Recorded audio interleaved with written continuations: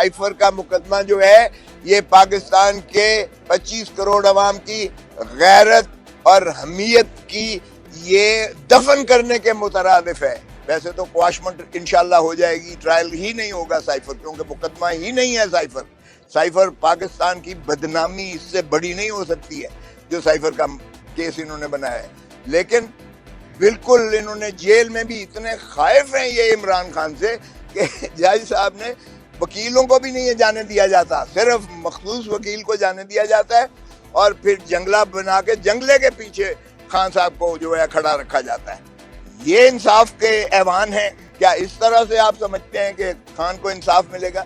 اور دوسری جو آپ نے سوال کیا کہ قاضی صاحب کا, قاضی فائز عیسیٰ صاحب کا, یہ دیکھیں فیصلہ, میں اس کو سراہتا ہوں فیصلے کو, اگرچہ میرے کچھ چیزوں پر تحفظات ہیں, لیکن میں پاکستان بار کونسل کا چیئرمین رہا ہوں, میں 15 سال پاکستان کا الیکٹڈ ممبر رہا ہوں, 3 دفعہ میں ہائی کورٹ بار کا صدر رہا ہوں. ہمارا یہ مطالبہ رہا ہے کہ رائٹ آف اپیل ہونا چاہیے.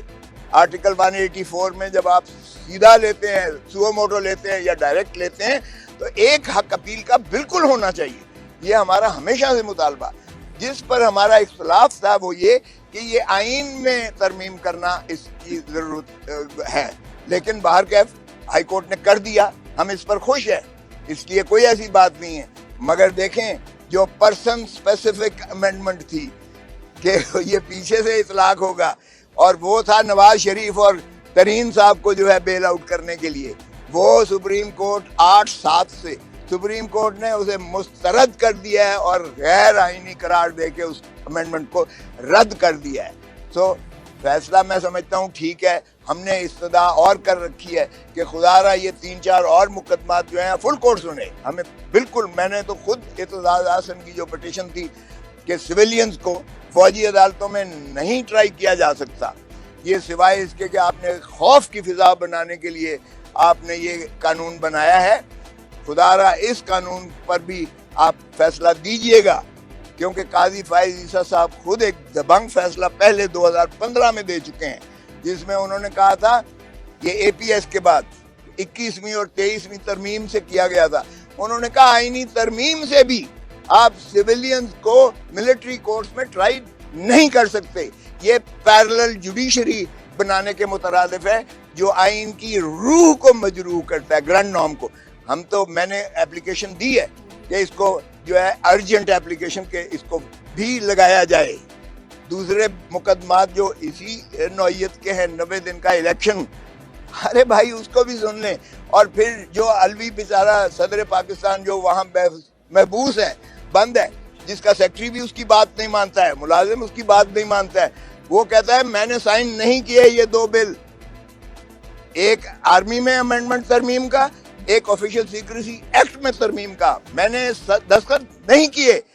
یہ فراڈ بلز ہیں جو آئے ہوئے ہیں, اس کے تحت عمران کو ٹرائی کر رہے ہو, فراڈ ہے یہ. وہ بھی سپریم کورٹ میں چیلنج ہوا ہے.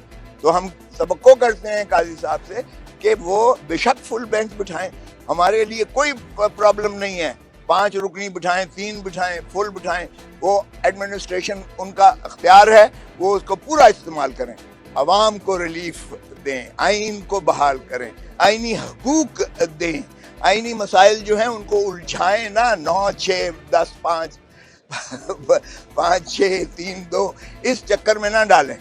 دیکھیں وہ تو سیدھا سیدھا ہے.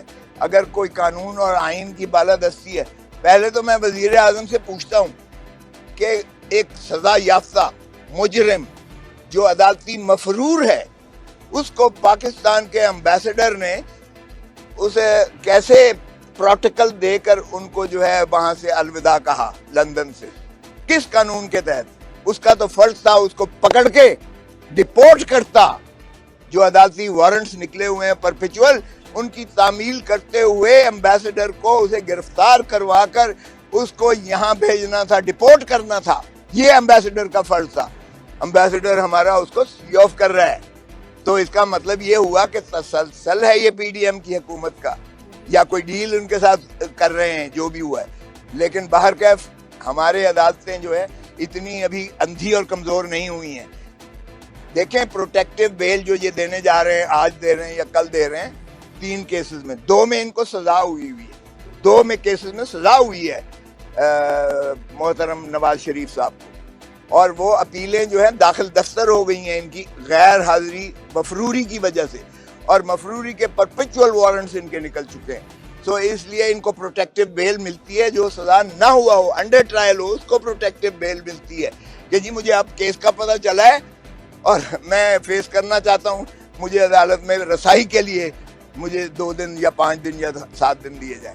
यहाँ तो सजा याफ्ता है भाई, इसलिए इसको प्रोटेक्टिव बेल। हाँ, अगर आएंगे तो कानून ये कहता है कि सीधा इसको अरेस्ट करके जहाज से ही ना निकलने दिया जाए, जहाज से सीधा अडियाला जेल जाए, और अडियाला जेल में माशाल्लाह बाकी प्राइम मिनिस्टर भी हैं, वो सारे इस्तकबाल करेंगे और कैदी भी इनका इस्तकबाल करेंगे। नहीं, आप देख लें, पीपल्स पार्टी बड़ी क्लियरली जुदा कर चुकी है, राहें जुदा कर चुकी है, इसलिए कि अगर फवाद हमारा नहीं था, आहद चीमा हमारा नहीं था प्रिंसिपल सेक्रेटरी, एक नवाज शरीफ का था, एक शहबाज शरीफ का था, अस्करी, 5 वजीर जो इनके करीबी थे, करीब तरीन थे नवाज शरीफ और शहबाज शरीफ के, वो इस काबीना में है, तो इसका तसलसल नहीं है। तो और क्या है, पीपल्स पार्टी बिल्कुल अलग है। देखें, सियासत में कुछ भी हो सकता है, it is the art of impossible being making possible, तो इसमें कुछ भी हो सकता है और इनको इकट्ठा होना पड़ेगा। एक बात बता दूं, अगर इन्होंने अवामी सियासत यानी पीपल्स पॉलिटिक्स करनी है, अगर इन्होंने वाकई पाकिस्तान में पीपल्स जो है रूल को बहाल करना है, तो इनको इकट्ठा होना पड़ेगा।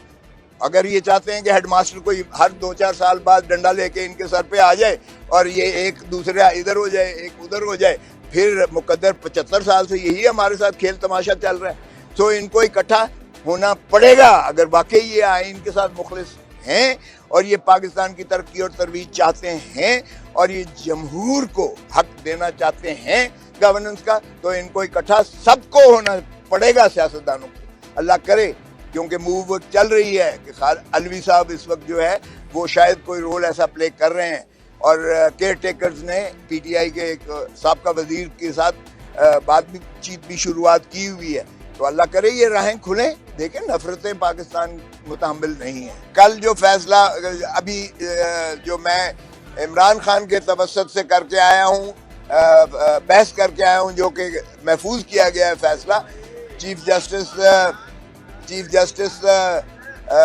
इस्लामाबाद हाई कोर्ट ने, वो भी हमने यही कहा कि साइफर का मुकदमा जो है ये पाकिस्तान के 25 करोड़ अवाम की गैरत और हमीयत की ये दफन करने के मुतरादिफ है। एक शख्स जो अमेरिका का डोनाल्ड लू, एक असिस्टेंट जो सेक्रेटरी है, वो पाकिस्तान को धमकी दे रहा है एम्बेसडर के जरिए कि रिजीम चेंज करो वरना हम तुम्हारा जाने क्या कर देंगे। उसकी मुमासलत हमने पहले भी देखी कि जो हेनरी किसिंगर था, उसने शहीद जुल्फकार अली भुट्टो को धमकी दी थी कि तुम एटम बॉम्ब बनाना बंद कर दो वरना तुम्हें इबरत का निशान बना देंगे। हमने हेनरी किसिंगर के खिलाफ कोई कार्रवाई ना की, हमने अमेरिका की सरजनिश ना की, हमने अपने उस अजीम कायद और प्राइम मिनिस्टर को ज़ियाउल हक और मौलवी मुश्ताक ने मिलकर उसको फांसी देकर लहद में उतार दिया। क्या अब फिर हम डोनाल्ड लू, एक असिस्टेंट सेक्रेटरी के फरमूदात, उसकी हुक्म की गुलामी और ताबेदारी करते हुए एक और वजीर आजम को हम न सिर्फ उसको चलता किया वजारत उज़्मा से उस हुक्मनामे के तहत, बल्कि पाबा सरासल करके उसको जंजीरों में दिखाया कि हम कितने वफादार हैं। आपने तो सिर्फ कहा था कि इसको हटा दो, निकाल दो, हमने उसको अंदर भी कर दिया है और फिर उस पर भी कत्ल के मुकदमात कर दिए। एक जो है कत्ल क्वेटा में होता है और यहाँ इयानत में वही रेप्लिका जो है किया गया, और अपने ही लोगों पे हम तशद्दुद और उनको जो है अंदर करके तो अपने सियासी निज़ाम को तोड़ फोड़ करके फेंक रहे हैं, और इलेक्शंस का हम नाम लेने को तैयार नहीं है। जमहूर को हम जमहूरी हक देने को तैयार नहीं है, उनको हक वोट देने को तैयार नहीं है। इलेक्शन कमीशन ऐसी अजीब कमीशन है कि वो बांदी और लौंडी है, कहीं और से इशारा मिलेगा तो वो इलेक्शन की तारीख देंगे। 90 दिन हवा कर दिए इन्होंने आइन में मुंदरज, सुप्रीम कोर्ट के फैसले इन्होंने हवा में बखेर के फेंक दिए।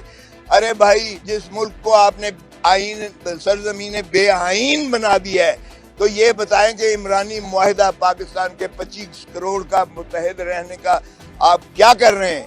آپ کے وزیر اعظم صاحب دنیا ساری کے دورے کرتے پھر رہے ہیں.